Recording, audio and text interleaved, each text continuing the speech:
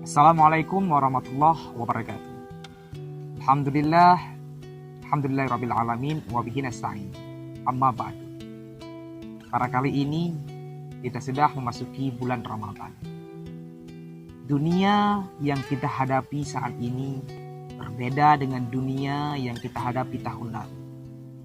Salah satu ciri-ciri dunia merupakan dunia al-makanul musibah.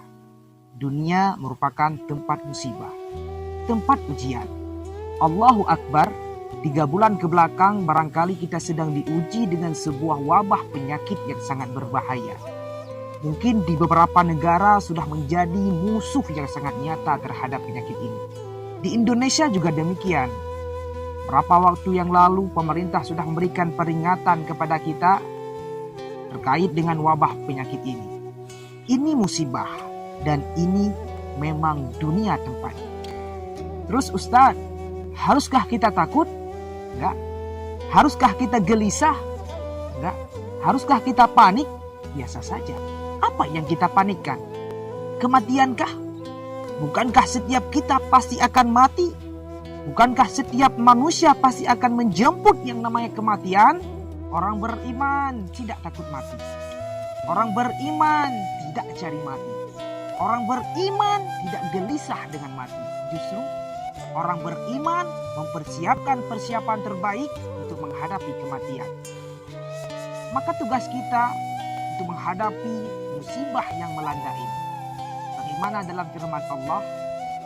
وَلَنَبْلُوَنَّكُمْ بِشَيْءٍ مِّنَ الْخَوْفِ وَالْجُوعِ وَنَقْصٍ مِّنَ الْأَمْوَالِ وَالْأَنفُسِ وَالثَّمَرَاتِ وَبَشِّرِ الصَّابِرِينَ.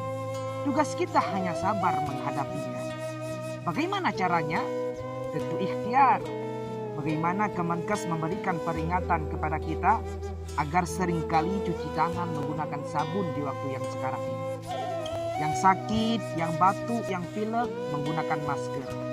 Hindari kerumunan dan bersentuhan dengan orang-orang yang barangkali mempunyai penyakit. Itu kan ikhtiar dunia. Tapi ikhtiar akhirat jangan lupa. Apa itu Ustaz?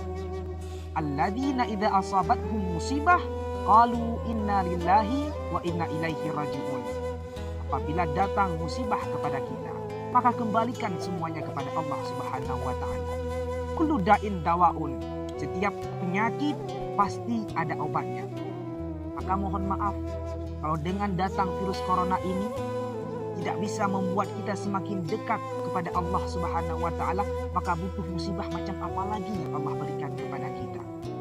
Maka jangan kaget kalau setelah virus corona ini pasti akan ada musibah-musibah selanjutnya. Kalau dulu kita ada gempa, kemudian ada lagi tsunami, banjir, longsor dan lain sebagainya. Dan dunia memang tempatnya. Maka jika kita tidak mau dikasih musibah dan cobaan, jangan hidup di dunia. Karena dunia memang tempatnya. Mungkin di antara kita ada yang sedang mengikuti tes atau seleksi, maka jangan salahkan soalnya. Karena yang salah adalah jawabannya.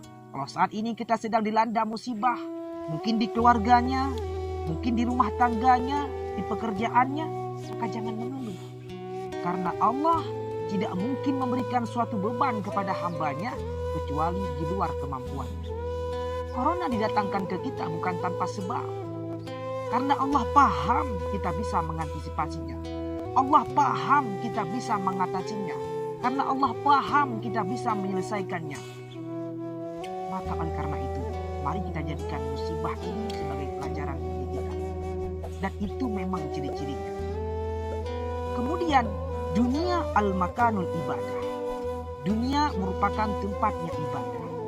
Orang akan semakin baik menghadapi setiap cobaan jika bagus ibadahnya. Semakin baik ibadahnya, maka semakin kuat hati untuk menjalani setiap musibah. Semakin dia mendekatkan diri kepada Allah, maka dia semakin dekat jawaban jalan keluar dari setiap persoalan dalam kehidupannya. Maka mari kita jadikan pelajaran bagi kita ini. Mari kita lihat dalam surah Al-Mulk ayat 2. Alladzi khalaqal mauta wal hayata liyabluwakum ayyukum ahsanu amala.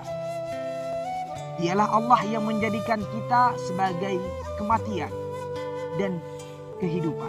Bahasa lainnya, dialah Allah yang menguji kita manusia dengan sesuatu yang menyedihkan dan sesuatu yang membahagiakan. Maka serahkan semuanya kepada Allah. Hidup kita ini Allah pasti sudah mengetahui apa yang akan terjadi kepada kita. Cuman musibah yang sedang kita alami ini kita jalani dengan ibadah dalam dunia ini. Dikarenakan Allah akan membuat hambanya pasti bisa mengantisipasinya. Yang pertama, sebagai apa? Liyabluwakum, sebagai ujian bagi kamu sekalian. Apa yang Allah lihat? Yang Allah lihat bukan ujiannya. Yang Allah lihat bukan cobaannya. Tapi ayyukum ahsanu amala. Siapa yang mampu menjadi pribadi lebih baik dalam menyikapi setiap permasalahan ini.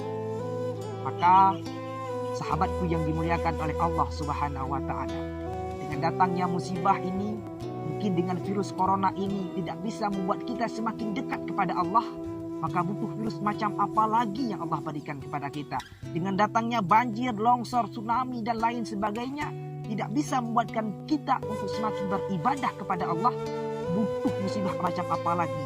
Saat ini kita sedang berada pada bulan Ramadan, bulan yang penuh berkah, penuh rahmat, penuh makfirah dan pahala dilipat gandakan. Butuh janji macam apa lagi yang Allah berikan kepada kita agar kita mau beribadah kepada Allah. Mudah-mudahan ini dapat menjadi pelajaran bagi kita. Ingat, pada bulan Ramadan ini target kita agar kita menjadi manusia yang bertakwa kepada Allah dan teruslah istiqomah dengan takwa kita. Memang orang yang istiqomah itu berat, karena yang ringan namanya istirahat. Semakin tinggi pohon menjulang, maka semakin kencang angin mengguncang. Karena pencuri tidak akan memasuki rumah kosong. Betul, target pencuri adalah rumah kaya. Target pencuri adalah rumah yang mewah. Begitu juga dengan kita yang sudah bertakwa dan beriman kepada Allah. Anda yang sudah istiqomah, maka Anda sudah kaya, Anda sudah megah.